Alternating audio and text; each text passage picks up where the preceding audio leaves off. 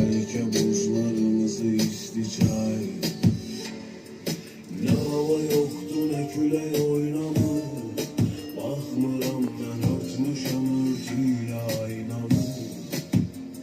Her gün aç yatıp durup içime duman doldurup sen gelenler evde çayla kaynamı.